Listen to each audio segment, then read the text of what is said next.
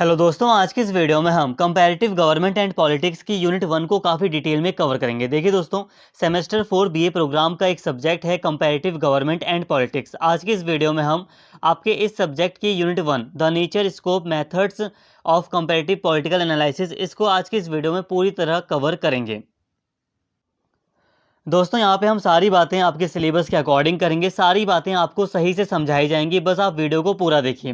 तो चलिए दोस्तों, बिना किसी देरी के अपने इस यूनिट को शुरू करते हैं। दोस्तों, सबसे पहले बात करते हैं तुलनात्मक राजनीति की कि तुलनात्मक राजनीति क्या है। तो संक्षेप में कहा जाए तो तुलनात्मक राजनीति ऐसा विषय है जिसके अंतर्गत भिन्न भिन्न प्रकार की राजनीतिक प्रणालियों की संरचनाओं, कार्यविधि, लक्षणों और क्षमताओं इत्यादि का विश्लेषण किया जाता है ताकि राजनीति के सामान्य नियमों का पता लगाया जा सके। तुलनात्मक राजनीति का अर्थ है अलग अलग देशों या अलग अलग समयों की राजनीति को देखना और उनमें क्या अच्छा है, क्या बुरा है, क्या समान है, क्या अलग है, क्या बदला है, यानी कि क्या परिवर्तित हुआ है, क्या परिवर्तित नहीं हुआ है, ये सब जानना। तो देखिए दोस्तों, बहुत कम शब्दों में कहा जाए तो तुलनात्मक राजनीति में हम यही देखते हैं कि अलग अलग देशों की जो शासन प्रणालियां हैं, इनकी तुलना की जाती है। अलग अलग देशों में जो शासन प्रणालियां हैं, जो राजनीतिक प्रणालियां हैं, जो पॉलिटिकल सिस्टम है, इसका तुलनात्मक रूप से अध्ययन किया जाता है तुलनात्मक राजनीति में। दोस्तों, यहाँ पे हम तुलनात्मक राजनीति को एक एग्जाम्पल से बहुत अच्छे से समझ सकते हैं। जैसे कि मान लीजिए हम ब्रिटेन का उदाहरण ले लेते हैं, फिर यहाँ पे यूएसए का उदाहरण ले लेते हैं, फिर हम भारत का उदाहरण ले लेते हैं। तो इससे हम काफ़ी अच्छे से सारी बातें समझ पाएंगे। जैसे कि अगर हम ब्रिटेन की बात करें तो ब्रिटेन में भी संसदीय शासन व्यवस्था को अपनाया गया है। ठीक है, भारत में भी संसदीय शासन व्यवस्था को अपनाया गया है। ठीक है, जब हम अध्ययन करें कि दोनों ही शासन व्यवस्थाओं में, भारत में भी जो संसदीय प्रणाली है और ब्रिटेन में भी जो संसदीय प्रणाली लागू की गई है, उसमें मतलब क्या अंतर है, क्या समानताएं हैं, जब हम ऐसे अध्ययन करते हैं तो इसी को तुलनात्मक राजनीति कहा जाता है। ठीक है, हम यहाँ पर क्या कर रहे हैं कि अलग अलग देशों में जो शासन व्यवस्था है, जब हम उनकी तुलना करके अध्ययन करते हैं। तुलना का मतलब ये नहीं है कि सिर्फ हम असमानताओं को देखेंगे, चाहे समानताएं हों चाहे असमानताएं हों। ठीक है, तो जो भी चीज़ें हों, जब हम उनका तुलनात्मक रूप से अध्ययन करते हैं तो इसी को तुलनात्मक राजनीति कहा जाता है। इसको हम और भी मतलब और एग्जाम्पल थोड़ा बड़ा कर सकते हैं यहाँ पर। जैसे कि अब देखिए, ब्रिटेन में भी संसदीय शासन प्रणाली स्थापित है, भारत में भी संसदीय शासन प्रणाली स्थापित है। जब हम यूएसए की बात करते हैं तो यहाँ पर अध्यक्षीय शासन प्रणाली स्थापित है। यूएसए में जो शासन व्यवस्था है उसमें अध्यक्षीय शासन प्रणाली को अपनाया गया है। अब यहाँ यूएसए की शासन प्रणाली किस तरह से भारत और ब्रिटेन से अलग है, तो जब हम इसका भी तुलनात्मक रूप से जब हम अध्ययन करते हैं, हम जब देखते हैं कि भारत में प्रधानमंत्री के पास सारी शक्तियां होती हैं, ब्रिटेन में भी प्रधानमंत्री के पास सारी शक्तियां होती हैं, लेकिन यूएसए में क्या है, यूएसए में जो राष्ट्रपति होता है, वास्तविक शक्तियां यूएसए में राष्ट्रपति के ही पास होती हैं। तो यहाँ पे हम क्या कर रहे हैं, तुलना कर रहे हैं। तुलनात्मक रूप से यहाँ पर हम शासन व्यवस्थाओं को, राजनीति को समझने का प्रयास कर रहे हैं। अलग अलग देशों की राजनीति को, अलग अलग जो शासन व्यवस्थाएं हैं, उनको समझने का प्रयास कर रहे हैं। तो ये एग्जाम्पल में मैं बस यही आपको समझाना चाहता हूँ कि जब भी हम अलग अलग देशों की जो शासन प्रणालियां हैं उनका तुलनात्मक रूप से अध्ययन करते हैं, तुलना करते हुए जब हम उनको समझने का प्रयास करते हैं, तो इसी को तुलनात्मक राजनीति कहा जाता है। यहाँ तक आपको कई सारी बातें समझ में आई होंगी। बाकी जब हम जैसे जैसे आगे और टॉपिक्स को पढ़ते जाएंगे, वैसे वैसे आपका मतलब आपको और अच्छे से ये वाला टॉपिक समझ में आता जाएगा। तुलनात्मक राजनीति में क्या क्या बातें शामिल हैं, और अच्छे से सारी बातें आपको क्लियर हो जाएंगी। यहाँ तक उम्मीद करता हूँ आपको तुलनात्मक राजनीति समझ में आ गया होगा। बहुत ईजी है। तुलनात्मक राजनीति क्या है, तो मतलब इसमें हम अलग अलग शासन प्रणालियों का की तुलनात्मक रूप से अध्ययन करते हैं। बस यही है तुलनात्मक राजनीति। आई होप यहाँ तक आपको सारी बातें समझ में आ गई होंगी। अगर आपको दोस्तों अभी कोई डाउट भी है ना, तब भी आपको आगे और भी अच्छे तरीके से सारी बातें क्लियर हो जाएंगी। और देखिए, तुलनात्मक राजनीति मतलब तुलना क्यों की जाती है, जो शासन प्रणाली है जो शासन प्रणाली है उसकी तुलना क्यों की जाती है, तो इसका एक उद्देश्य यही है कि राजनीति के सामान्य नियमों का पता लगाया जा सके, राजनीति को और अच्छे से मतलब राजनीति के और अच्छे से जो सिद्धांत वगैरह हैं उनको बनाया जा सके, और इससे हमें राजनीति के बारे में ज़्यादा पता चलता है और हम राजनीति को बेहतर बनाने के तरीके सीख सकते हैं। तो अभी और आगे मैं आपको ये सारी बातें और अच्छे से एक्सप्लेन करूंगा। तो यहाँ तक आपको तुलनात्मक राजनीति समझ में आ गई। इसमें एक पॉइंट आप ये भी ऐड कर लीजिए, यहाँ पे हम समय को भी देखते हैं कि प्राचीन काल में किस तरह की शासन व्यवस्था थी और आज क्या बदलाव आ रहा है। तो समय के अनुसार भी यहाँ पे हम तुलना करके देखते हैं। दोस्तों यहाँ तक अभी हमने तुलनात्मक राजनीति के अर्थ को अच्छे से समझ लिया। अब हम बात करते हैं तुलनात्मक राजनीति के स्वरूप की, तुलनात्मक राजनीति के नेचर की। इसे प्रकृति भी कह दिया जाता है कि तुलनात्मक राजनीति की प्रकृति क्या है। तो अब हम इसी की बात कर रहे हैं कि तुलनात्मक राजनीति की क्या प्रकृति है, क्या इसका स्वरूप है। अब यहाँ पे बात को ध्यान से समझिए। सबसे पहले यहाँ पे आप समझो कि इस टॉपिक में आपको पढ़ना क्या है। तो देखिए दोस्तों, स्वरूप या प्रकृति का मतलब क्या होता है। अभी मैंने आपको क्या बताया, अर्थ बताया, मीनिंग बताई। तो यहाँ पे भी वही बातें आपको पढ़नी है कि तुलनात्मक राजनीति का क्या अर्थ है, क्या क्या परिभाषाएं हैं, तो कैसा स्वरूप है, क्या मतलब प्रकृति है तुलनात्मक राजनीति की। यही बातें यहाँ पे आपको करनी हैं। कहने का मतलब ये है कि तुलनात्मक राजनीति का स्वरूप का ये वाला जो टॉपिक है, इसमें आपको बस यही सामान्य बातें समझनी है कि तुलनात्मक राजनीति का क्या अर्थ है, इससे जुड़ी क्या परिभाषाएं हैं, या इससे संबंधित जो भी सामान्य बातें हैं वो सारी बातें आपको इसमें समझनी। तो दोस्तों, तुलनात्मक राजनीति के अंतर्गत अलग अलग राष्ट्रों में प्रचलित राजनीतिक प्रणालियों की तुलना की जाती है। कहने का मतलब ये है कि इस टॉपिक में भी हम अर्थ को समझ रहे हैं ना, कि तुलनात्मक राजनीति का क्या अर्थ है। तो तुलनात्मक राजनीति में अलग अलग राष्ट्रों में प्रचलित राजनीतिक प्रणालियों की तुलना की जाती है। ठीक है। इसके अलावा यहाँ पे एक बात ये भी लिखी है कि प्राचीन काल में प्रसिद्ध यूनानी दार्शनिक अरस्तु ने अपने शिष्यों को अलग अलग नगर राज्यों में भेजकर 158 शासन प्रणालियों के बारे में विवरण तैयार करवाए थे, और अरस्तु को तुलनात्मक राजनीति का जनक भी कहा जाता है। अब देखिए दोस्तों, अरस्तु ने अपने शिष्यों को अलग अलग नगर राज्यों में भेजकर 158 शासन प्रणालियों के बारे में विवरण तैयार करवाए थे, और इसी कारण से अरस्तु को तुलनात्मक राजनीति का जनक भी कहा जाता है। अभी ये वाला जो पॉइंट है, इसे मैं आगे आपको और अच्छे से एक्सप्लेन करूंगा। इसके अलावा कुछ विचारकों के अनुसार तुलनात्मक राजनीति के पर कुछ अर्थों को समझ लेते हैं दोस्तों। तो माइकल कर्टिस के अनुसार अगर हम बात करें तो तुलनात्मक राजनीति का संबंध ऐसे व्यवहार, संस्थाओं और प्रक्रियाओं, विचारों और मूल्यों से है जो एक से अधिक देशों में पाए जाते हैं। इसके अलावा डेविड रॉबर्टसन के अनुसार एक अध्ययन के रूप में तुलनात्मक शासन का सार तत्व तुलना या तुलना करना है कि अलग अलग समाज विभिन्न समस्याओं का सामना कैसे करते हैं, इनसे जुड़ी राजनीतिक संस्थाओं की भूमिका में इनकी क्या खास दिलचस्पी रहती है। तो यहाँ पे दोस्तों, मैं यहाँ पे ज़्यादा आपको समझा नहीं रहा हूँ, ऐसा इसलिए क्योंकि देखिए तुलनात्मक राजनीति का जो अर्थ है वो ऑलरेडी मैंने आपको समझा दिया। यहाँ पे बस प्रकृति में, तुलनात्मक राजनीति की प्रकृति में सामान्य बातें यहाँ पे लिखी होती हैं। ये बातें मैंने आपको बता दी कि इसमें आपको बस यही पढ़ना है इस टॉपिक में कि तुलनात्मक राजनीति क्या है, ये आपको मैंने बता दिया। अरस्तु को तुलनात्मक राजनीति का जनक कहा जाता है। कुछ विचारकों के अनुसार अगर हम अर्थ को देखें, जैसे कि माइकल कर्टिस हैं, तो इसकी और विस्तार पूर्वक यहाँ पे इसके अर्थ को स्पष्ट कर रहे हैं कि तुलनात्मक राजनीति का संबंध एक ऐसे व्यवहार से, मतलब ऐसे विचारों से, ऐसे नियमों, ऐसे सिद्धांतों से है जो एक से अधिक देशों में पाए जाते हैं। इसके अलावा डेविड रॉबर्टसन कह रहे हैं कि एक अध्ययन के रूप में अगर हम बात करें तो तुलनात्मक राजनीति में तुलना की जाती है, अलग अलग समाज किस तरह से समस्याओं का सामना कर रहे हैं, ठीक है, किस तरीके को अपना रहे हैं, तो इसकी तुलना की जाती है। तो ये सारी बातें हैं यहाँ पर। तो दोस्तों, यहाँ पे अभी हमने तुलनात्मक राजनीति के अर्थ को समझ लिया, तुलनात्मक राजनीति के स्वरूप यानी कि प्रकृति को भी समझ लिया। दोस्तों, आगे बढ़ रहे हैं और बात करते हैं तुलनात्मक राजनीति के विकास की। अब ये जो विकास वाला टॉपिक है, अगर आप इसको समझ लेंगे ना तो और अच्छे से सारी बातें क्लियर हो जाएंगी। बहुत आसान है सारी बातें, बस आप मतलब यहाँ पे सारी बातें आपको अच्छे से समझ आ जाएंगी। बस आपको वीडियो पूरी देखनी है। वीडियो अगर आप एंड तक देखोगे तो सारी चीज़ें आपको बहुत ईजिली समझ में आएंगी। अब यहाँ पर हम बात कर रहे हैं कि तुलनात्मक राजनीति का विकास कैसे हुआ, एक सब्जेक्ट के रूप में तुलनात्मक राजनीति का विकास कैसे हुआ, एक विषय के रूप में। तो देखिए, इसमें कई सारे लोगों ने योगदान दिया है, जिसमें अरस्तु का एक महत्वपूर्ण योगदान है। तो यहाँ पे सबसे पहले अरस्तु की बात करते हैं कि अरस्तु ने किस तरह से तुलनात्मक राजनीति में अपना योगदान दिया। तो देखिए दोस्तों, जब हम अरस्तु के समय की बात करते हैं, अरस्तु के टाइम पीरियड की बात करते हैं, तो उस समय यूनान में कई सारे सिटी स्टेट हुआ करते थे, कई सारे छोटे छोटे नगर राज्य हुआ करते थे, और जहाँ पे अपनी अपनी शासन प्रणालियाँ थीं। अब अरस्तु ने यहाँ पे मतलब ये चीज़ें देखी कि अरस्तु ने देखा कि जो नगर राज्य हैं वहाँ पर जो शासन प्रणालियाँ हैं वो अस्थिर हैं। अब अरस्तु ने यहाँ पे क्यों वाला प्रश्न लगाया कि ये जो शासन प्रणालियाँ हैं वो इन नगर राज्यों में अस्थिर क्यों हैं। यहाँ बात को समझिए। अब जो यूनानी जो नगर राज्य थे दोस्तों, वहाँ पर जो शासन प्रणालियाँ थी वो अस्थिर थी। अब अरस्तु ने ये विचार यहाँ पे रखा कि ये जो शासन प्रणालियाँ हैं नगर राज्यों में वो अस्थिर क्यों हैं, ठीक है, मतलब एक स्थिर, एक टिकाऊ शासन प्रणाली क्यों नहीं है। अब अरस्तु ने ये विचार यहाँ पे रखा, और इसी के चलते अरस्तु ने अपने शिष्यों को अलग अलग नगर राज्यों में भेजकर 158 शासन प्रणालियों की विवरण तैयार करवाए। और इसके बाद अरस्तु ने निष्कर्ष निकाला और बताया कि किस तरह से स्थिर शासन प्रणाली लागू मतलब स्थिर शासन प्रणाली स्थापित की जा सकती है। अब यहाँ पे बात को समझिए दोस्तों, यहाँ पे पहले आपको मैं सारी बातें बताता हूँ और अच्छे सारी चीज़ें आपको क्लियर हो जाएंगी।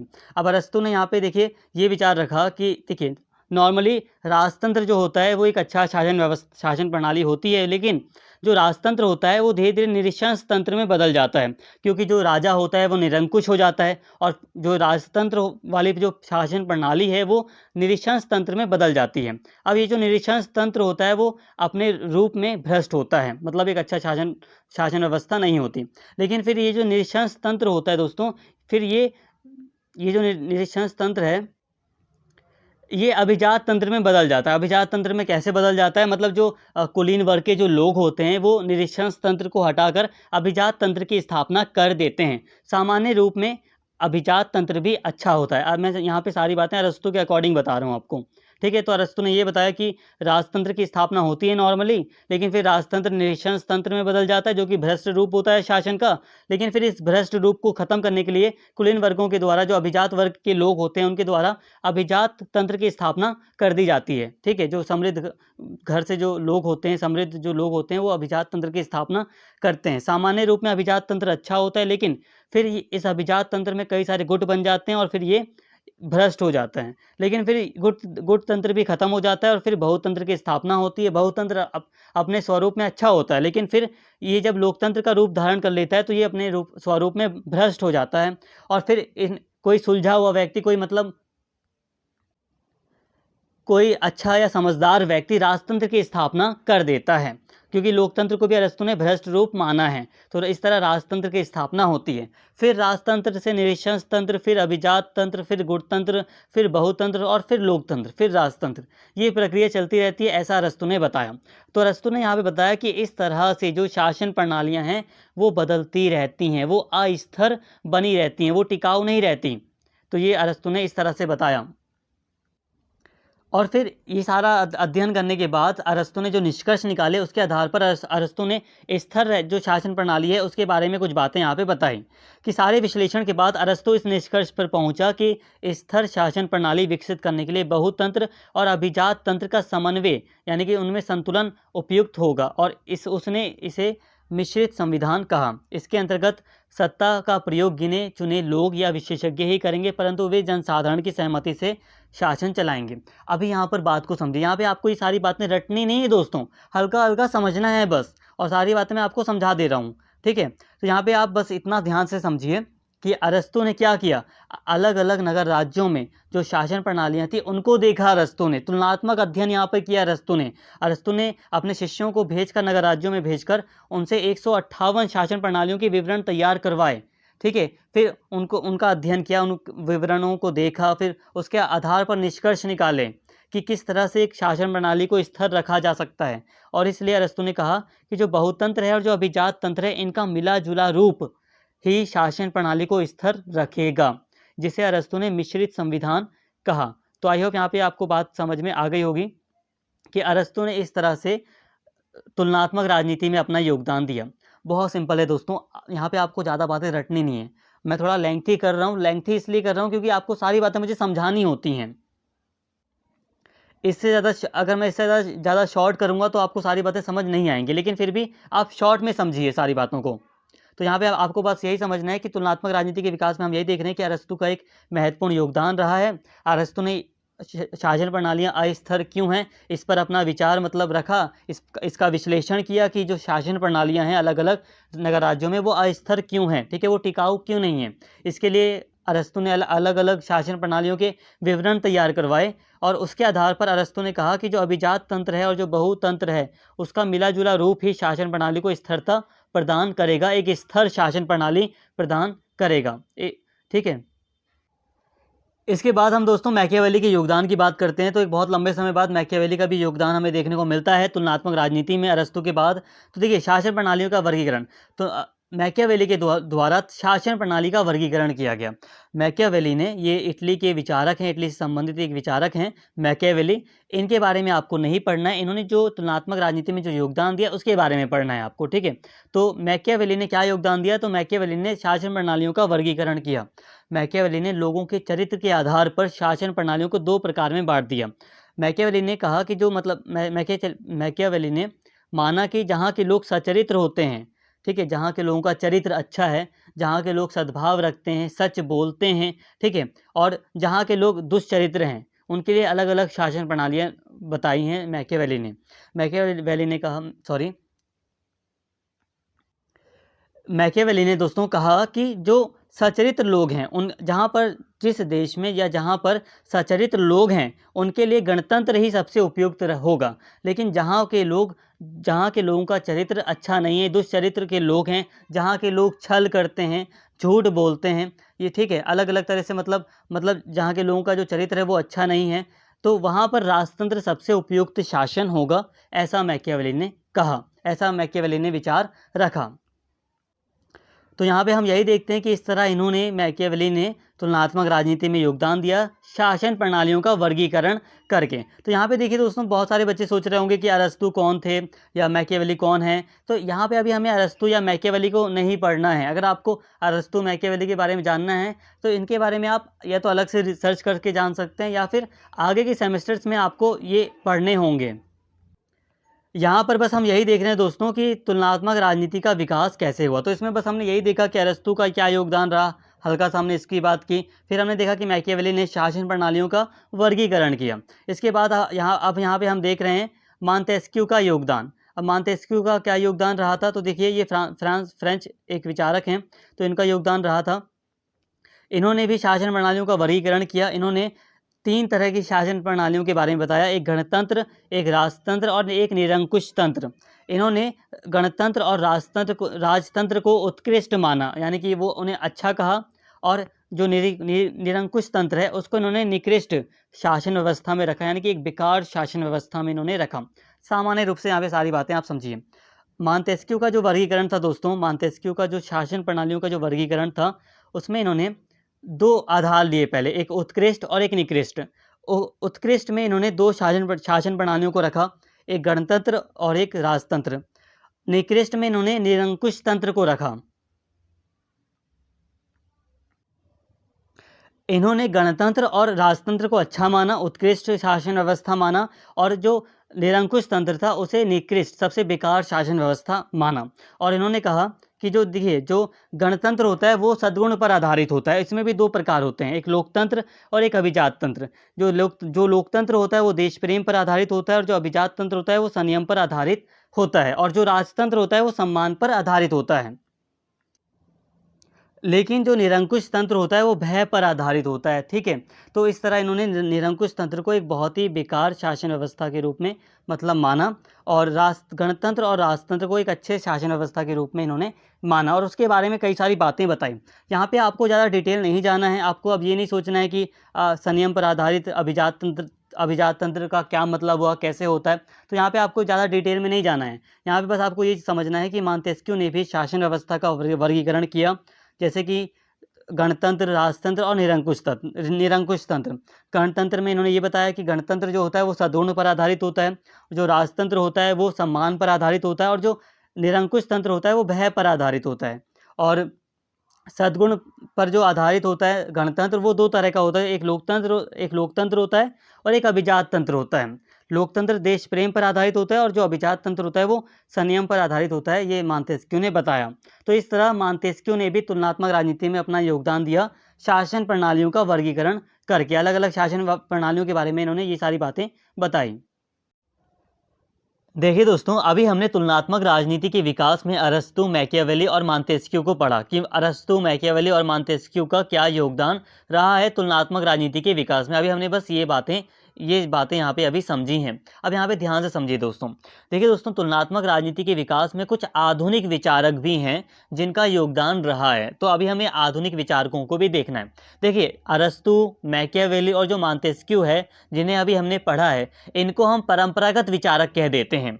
देखिए दोस्तों, कुछ आधुनिक विचारक हैं, तो उनसे अलग करने के लिए इन्हें हम परंपरागत विचारक कहते हैं। आपको अगर फ़र्क नहीं समझ में आ रहा कोई बात नहीं, लेकिन यहाँ पे ध्यान दीजिए, तुलनात्मक राजनीति के विकास में दो तरह के दार्शनिकों का योगदान है। एक है परंपरागत, जिसमें हम जो पुराने दार्शनिक हैं जैसे कि अरस्तु हो गए, मैकियावेली हो गए, मांतेस्की हो गए, इनको रखते हैं, और कुछ आधुनिक विचारक हैं, कुछ आधुनिक दार्शनिक हैं, विचारक हैं, तो हम उनको उनको भी यहाँ पर मतलब ऐड करते हैं। उन्होंने भी तुलनात्मक राजनीति के विकास में कुछ बातें की हैं या तुलनात्मक राजनीति के विकास में अपना योगदान दिया है।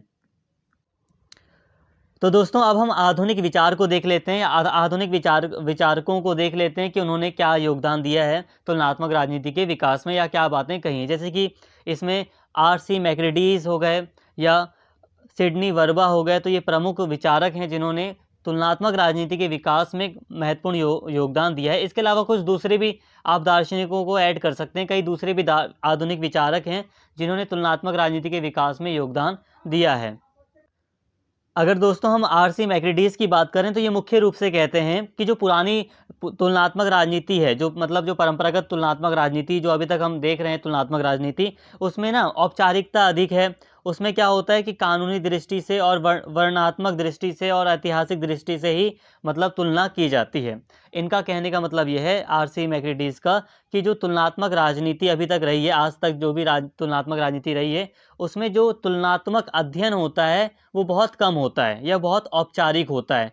यहाँ पे कहने का मतलब ये है कि आर.सी. मैक्रेडीज यहाँ पर कहते हैं कि जो तुलनात्मक राजनीति है, इसके अंतर्गत सिद्धांतों, ढांचों और यथार्थ व्यवहार पर भी विचार होना चाहिए। कहने का मतलब ये है कि अगर हम किन्हीं दो देशों की, मान लीजिए किन्हीं दो देशों की राजनीतिक व्यवस्था की तुलना कर रहे हैं, तो हमें ये भी देखना पड़ेगा कि हकीकत में वहाँ पर उस राजनीतिक व्यवस्था के अंतर्गत क्या हो रहा है। उदाहरण के लिए आज हम अगर बात करें तो पाकिस्तान में भी डेमोक्रेसी इस्टेब्लिश है और भारत में भी डेमोक्रेसी इस्टेब्लिश है। तो अगर हम कॉन्स्टिट्यूशनल को मतलब संवैधानिक रूप से देखें तो दोनों ही देशों में आपको मतलब लोकतंत्र देखने को मिल जाएगा, डेमोक्रेसी देखने को मिल जाएगी। लेकिन हकीकत में, यथार्थ में, व्यवहार के रूप में, प्रैक्टिकली लाइफ में वो मतलब शासन व्यवस्था किस तरह की है, हमें इसकी भी तुलना करनी चाहिए। ऐसा आर.सी. मैक्रेडीज कह रहे हैं। ना केवल आर.सी. मैक्रेडीज बल्कि जो आधुनिक विचारक हैं उन सभी का ऐसा मानना है। उन सभी का मानना है कि जो औपचारिकता है उसके अलावा भी हमें जो मतलब व्यवहारिक जो चीज़ें हैं, हकीकत में जो चीज़ें हो रही हैं, उस पर भी अधिक ध्यान देना चाहिए। जैसे कि दो देश हैं, तो दो देशों में जब हम तुलना कर रहे हैं राजनीतिक व्यवस्था से संबंधित या किन्हीं चीज जो भी राजनीतिक प्रणाली है, जो भी राजनीतिक संरचना है, उनकी तुलना कर रहे हैं, तो उनमें सिर्फ हम कानूनी दृष्टि से ही उनकी तुलना ना करें, ऐसा मानना है। ठीक है। इसके अलावा सिडनी वर्बा भी हैं, तो सिडनी जो वर्बा हैं उनका मानना है कि देखिए, यदि आप तुलनात्मक राजनीति के क्षेत्र में प्रवेश करना चाहते हैं तो मात्र वर्णन से, मतलब सिर्फ वर्णन से काम नहीं चलेगा, बल्कि समस्याओं के सैद्धांतिक पक्ष का भी अन्वेषण करना पड़ेगा। जो सैद्धांतिक पक्ष है उसको भी मतलब अच्छे से देखना पड़ेगा।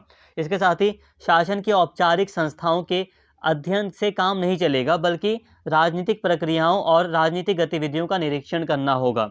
यहाँ पश्चिमी यूरोप के राष्ट्रों पर ध्यान केंद्रित करना पर्याप्त नहीं होगा, बल्कि एशिया, अफ्रीका, लैटिन अमेरिका के नवोदित राष्ट्रों का अध्ययन भी जरूरी होगा। कहने का मतलब है, सिडनी वर्बा कह रहे हैं कि देखिए, अगर आप तुलनात्मक राजनीति सही से मतलब तुलनात्मक राजनीति का अगर हम सही से वर्णन करें, मतलब अगर हम तुलनात्मक राजनीति की बात करें, तो इसमें हमें सिर्फ जो औपचारिक संस्थाएं हैं उनका वर्णन करने से काम नहीं चलेगा। अच्छे से मतलब हमें यहाँ पर जो राजनीतिक प्रक्रियाएं हैं, जो राजनीतिक गतिविधियां हैं, उनका निरीक्षण करना पड़ेगा। कहने का मतलब यह है दोस्तों, देखिए, औपचारिक शासन की औपचारिक संस्थाओं का मतलब होता है जैसे कि एक नॉर्मली क्या है, कार्यपालिका, न्यायपालिका या जो संसद है, विधान पालिका, तो ये नॉर्मली शासन की औपचारिक संस्थाएं हैं। और इसी तरीके से अगर हम देखें तो नॉर्मली जैसे कि मान लीजिए, जैसे कि दोस्तों अगर हम मान लीजिए यूएसए और इंडिया की जो शासन की जो औपचारिक संस्थाएं हैं, जैसे कि मान लीजिए, जैसे कि हम जानते हैं कि यूएसए में भी न्यायपालिका है, कार्यपालिका है और विधान पालिका है। ठीक है। उसी तरह भारत में भी न्यायपालिका है, कार्यपालिका है, विधान पालिका है। तो यहाँ पे तो ये संस्थाएं हो गई, ठीक है, शासन की, तो इनकी तो तुलना होनी ही चाहिए। लेकिन यहाँ पर अच्छे से, यहाँ पर जो जैसे कि मान लीजिए संसद की तुलना हो रही है, तो यहाँ पे जो संसद है, यानी कि वहाँ की जो कांग्रेस है, कांग्रेस कहते हैं, यूएसए में संसद को कांग्रेस कहते हैं, भारत में संसद को संसद ही कहते हैं, और संसद का जो कॉमन नाम है वो विधानमंडल है। अब इसमें कंफ्यूज मत होना। तो यहाँ पे यूएसए में जो विधानमंडल है यानी कि विधान पालिका है और जो भारत में विधान पालिका है, जब हम इनकी तुलना करेंगे तो यहाँ पे किस तरह की एक्टिविटीज़ होती हैं, ठीक है, राजनीतिक गतिविधियाँ किस तरह की हो रही हैं, या किस तरह से मतलब जो भी व्यवस्थाएं हैं, जो प्रक्रियाएं हैं वो किस तरह की हैं, इसे भी देखना पड़ेगा। ऊपर ऊपर से हमें नहीं देखना, काफ़ी गहराई से यहाँ पे हमें इन सब चीज़ों की जांच करनी चाहिए और इस तरह तुलनात्मक अध्ययन करना चाहिए, ऐसा सिडनी वर्बा कह रहे हैं। इसके साथ ही दोस्तों सिडनी वर्बा यहाँ पर कह रहे हैं कि यहाँ पश्चिमी यूरोप के राष्ट्रों पर ध्यान केंद्रित करना पर्याप्त नहीं होगा, बल्कि एशिया, अफ्रीका, लैटिन अमेरिका के नवोदित राष्ट्रों का अध्ययन भी जरूरी होगा। मतलब ये कि जो तुलनात्मक राजनीति है उसमें यूरोप को काफ़ी अहमियत दी गई है। यूरोप हो गया, अमेरिका हो गया, स्पेशली पश्चिमी यूरोप, तो इन पर ज़्यादा ध्यान केंद्रित किया जाता है। अधिकतर जो विद्वान हैं, जो विचारक हैं, वो यहीं से संबंधित हैं और अधिकतर जो सिद्धांत वगैरह हैं वो यहीं से संबंधित है। इसीलिए तुलनात्मक राजनीति में हम देखते हैं कि ज़्यादातर ध्यान यूरोप पर ही केंद्रित किया जाता है। तो ऐसा यहाँ पे कहा जा रहा है कि एशिया और अफ्रीका और जो लैटिन अमेरिका यानी कि दक्षिण अमेरिका के जो जो देश हैं, जो नवोदित जो राष्ट्र हैं, तो उनका भी अध्ययन जरूरी होगा। तो दोस्तों यहाँ पे अभी हमने आधुनिक विचारकों को देख लिया कि वो क्या कह रहे हैं या वो किस तरह से योगदान दे रहे हैं। इसमें हमने बस आर.सी. मैक्रेडीज और सिडनी वर्बा की बात की, हालांकि कुछ दूसरे भी विद्वान हैं जिन्होंने आधुनिक टाइम पर, आज के मॉडर्न टाइम पर आधुनिक विचार दिया है तुलनात्मक राजनीति में। इन लोगों का नॉर्मली यही कहना है कि जो पहले की जो तुलनात्मक राजनीति रही है, जो परंपरागत जो विचारक रहे हैं, उन्होंने मुख्य रूप से शासन व्यवस्था की तुलना पर ही ज़्यादा बल दिया था और औपचारिकता अधिक थी। मतलब दो देशों की कानून, दो देशों में जो संविधान है उसमें जो कानून है बस उन्हीं की तुलना कर ली जाती थी। व्यवहारिक स्तर पर क्या हो रहा है इस पर ज़्यादा ध्यान नहीं दिया जाता था, ठीक है। मतलब प्रैक्टिकली क्या चीज़ें हो रही, ज़मीनी स्तर पर क्या हो रहा है, तो इन पर ध्यान नहीं दिया जाता था। तो आधुनिक विचारक जो हैं वो स्पेशली जो व्यवहारिक चीज़ें उन पर ज़्यादा बल देते हैं। उनका कहना है, जो आधुनिक विचारक हैं उनका कहना है कि ये जो अलग अलग देशों में जो मतलब जो शासन प्रणालियां हैं उनका हमें मतलब व्यवहारिक रूप से भी उनकी तुलना करनी चाहिए। ये चीज़ें आपको अभी आगे और अच्छे से समझाई जाएगी।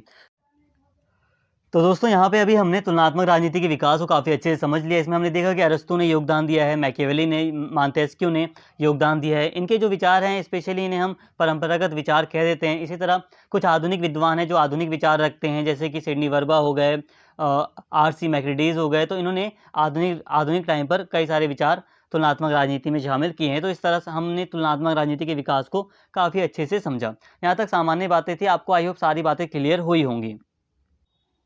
दोस्तों अगर आपको अभी भी कोई डाउट लग रहा है, आपको लग रहा है कि कुछ बातें आपको नहीं समझ में आ रही, तो कोई बहुत बड़ी प्रॉब्लम नहीं है। आप अभी भी वीडियो को पूरा देखिए। पूरी वीडियो जब आप एक बार देख लेंगे तो आपको काफ़ी अच्छे से सारी बातें समझ में आ जाएंगी। और अगर फिर भी आपको दिक्कत लगेगी तो आप एक बार और अगर वीडियो को देख लोगे तो आपको ये बातें और अच्छे समझ में आ जाएंगी, तो कोई प्रॉब्लम नहीं होने वाली।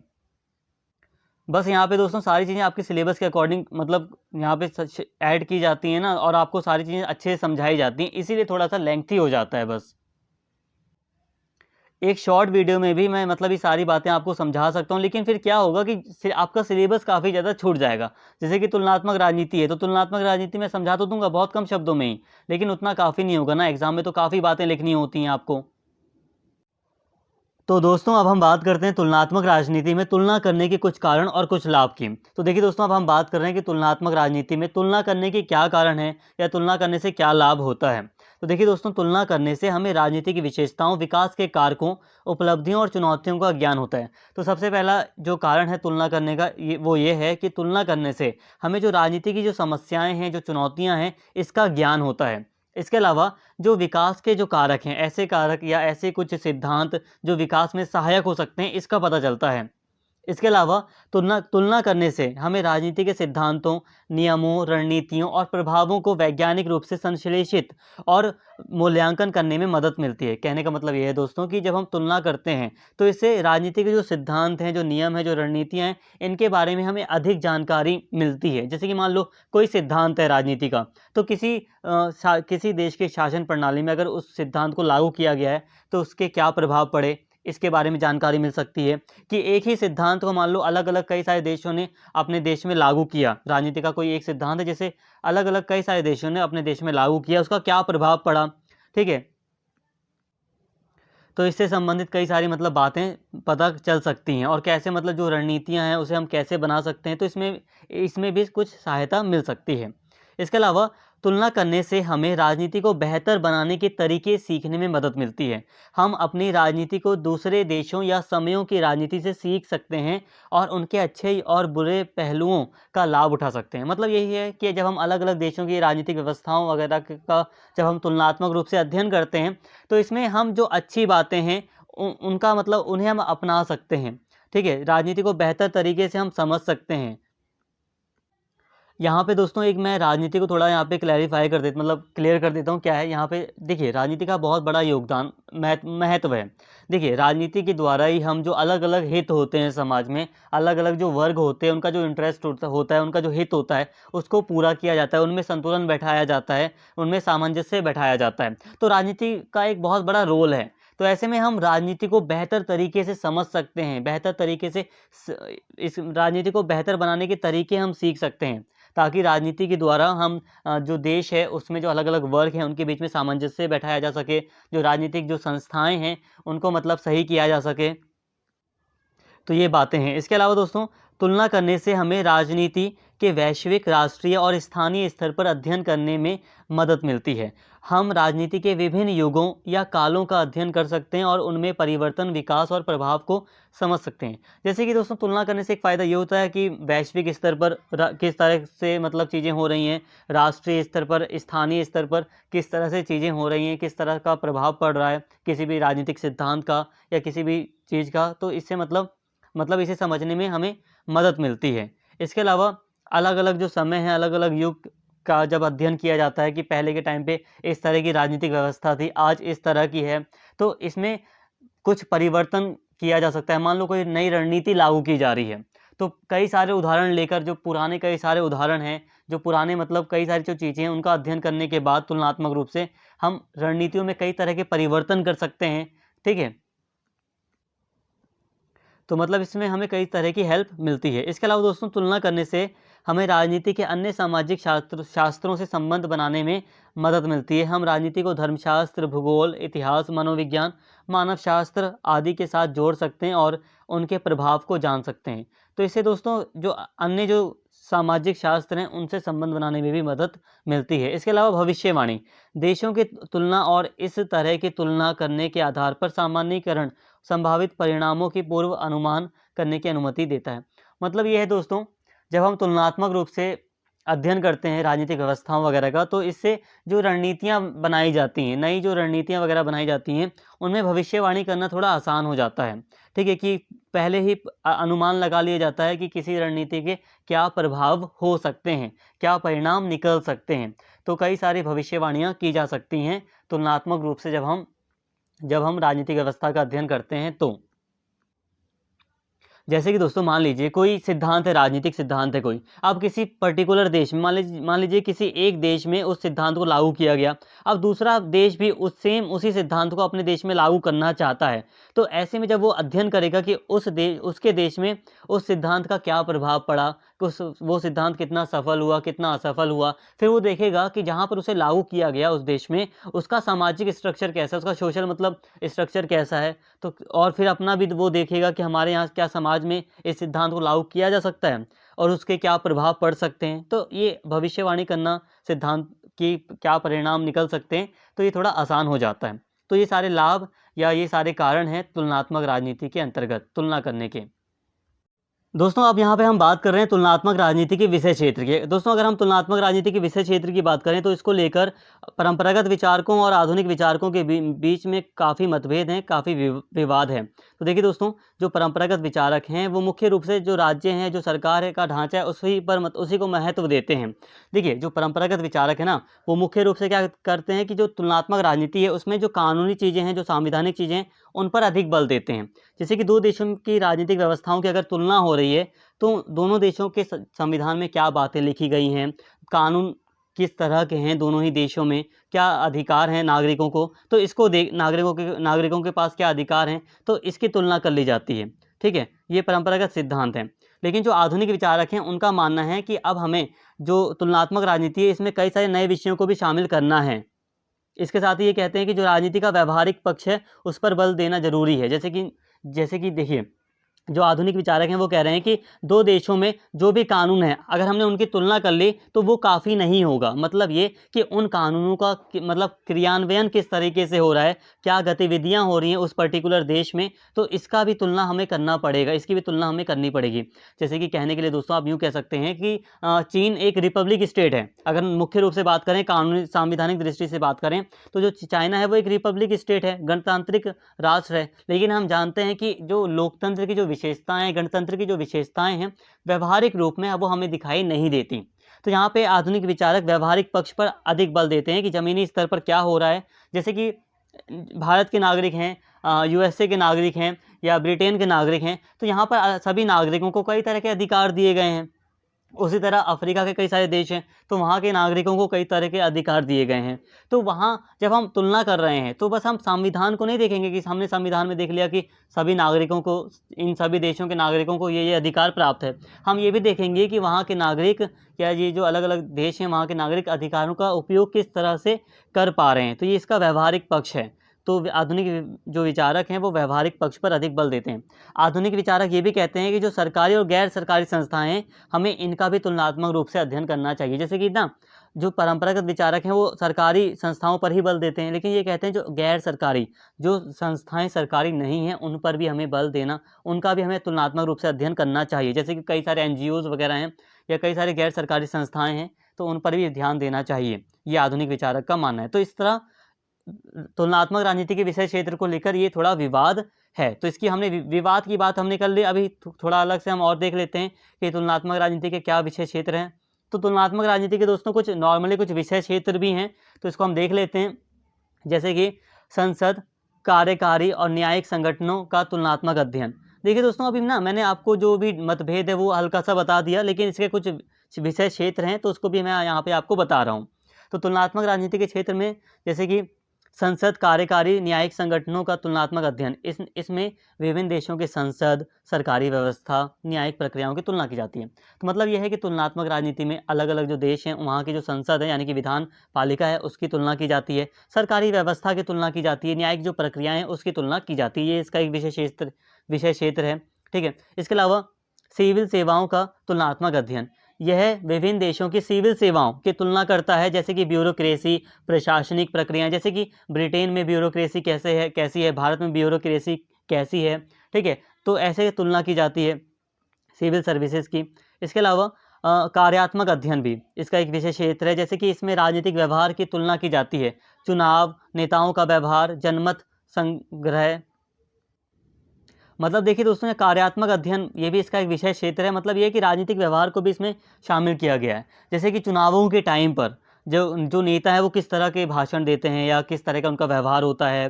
ठीक है। जो जनमत है उसका मतलब रुझान किन चीज़ों में है, तो इस पर भी मतलब ये भी इसके विषय क्षेत्र में आता है।